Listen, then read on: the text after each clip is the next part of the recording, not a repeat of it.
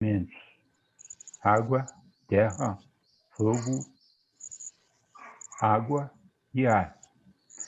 O que não era desses quatro elementos era fluido cósmico universal.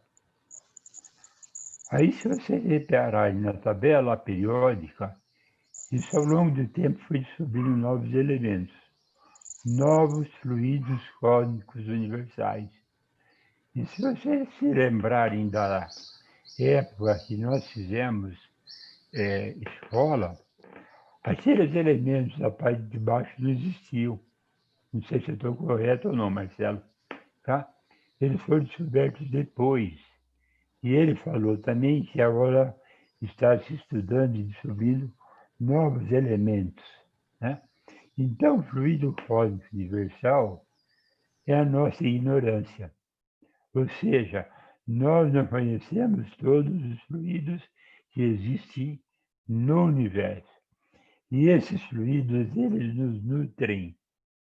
Então, por exemplo, o ar é um fluido cósmico universal. Hidrogênio e oxigênio. Ele nutre. Experimente você ficar sem ar. Você morre. Você tem os elementos que estão na tabela periódica, que estão nos alimentos. Ele nos nutre. E você tem também dentro de você determinados substâncias que nutrem o seu corpo físico. Não sei se eu estou falando bobagem. Então veja que fluido cósmico universal não é nada mais que elementos que existem no sistema que nós estamos habitando para satisfazer a nossa necessidade. Se você vai ver, por exemplo, no nosso lar, quando ele fala da, das águas, né? Do Ministério das Águas, aquela água que tem lá não é a água que existe aqui na Terra, não é o H2O. É um fluido cósmico universal manipulado para satisfazer exigências daqueles que vivem naquele plano. Então, quem vive em planos mais elevados, como é o caso da mãe do André Luiz, ela precisou fazer uma readaptação para voltar até nosso lar. Por quê? Ela estava num patamar mais alto. Né?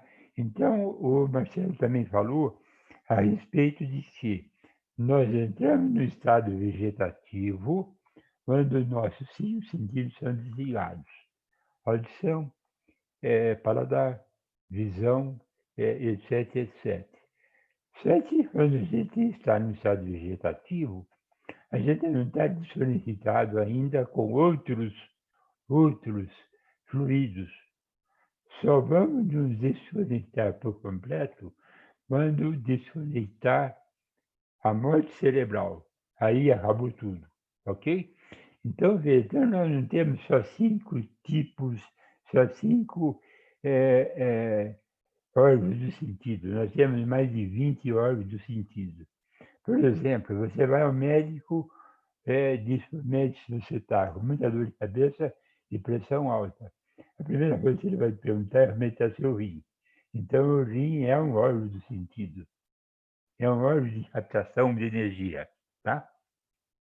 E aí você tem no cérebro as duas glândulas hipófise e epífise que recebem informações dos espíritos, ok? O espírito passa a informação para a glândula pineal. Se essa informação que ele recebeu vai para uma determinada área do cérebro, por exemplo, a área da visão, ele pode ser um médium que tem visão. Se essa informação é recebida pela glândula pineal vai para uma área da audição, ele pode ser um médium auditivo, intuição. Se ela for para a área da fala, ele pode ser um médium psicofônico.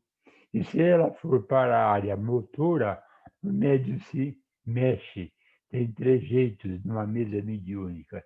Então, vocês vejam que essa onda da qual o Marcelo bateu muito, que ela está no fluido cósmico universal, ela está no universo, ela entra em nós de todas as formas possíveis. E nós atraímos elas e atuamos agimos de acordo com aquilo que nós temos de mais latente dentro de nós. Se eu sou uma pessoa afeita a bebidas, eu vou me cercar de espíritos que vão receber a minha emissão de ondas que são afeitas à bebida. Se eu sou afeito a drogas, eu vou atrair ondas de espíritos que estão afeitos a drogas. Então vocês vejam como é interessante.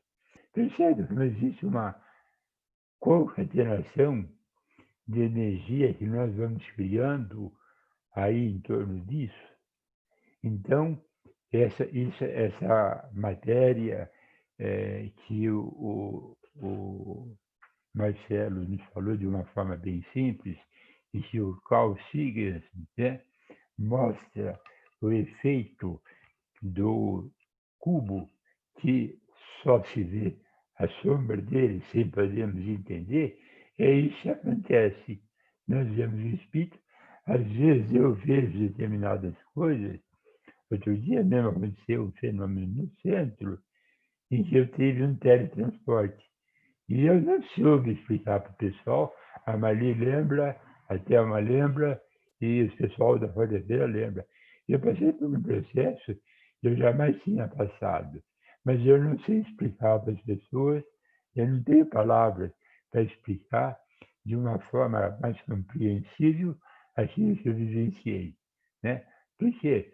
Porque eu não tenho palavras, não existem palavras nos dicionários da língua do planeta Terra que possa qualificar aquilo que existe no mundo espiritual. Não é como o pregador que ele mostrou, não é como uma caneta que ele mostrou. Não. Existe coisa do outro lado que a gente não conhece ainda, não tem palavras para mostrar o significado daquilo que a gente está presenciando. Era isso que eu gostaria de falar. Eu gostaria de deixar aqui três informações para vocês. Primeiro, está circulando na internet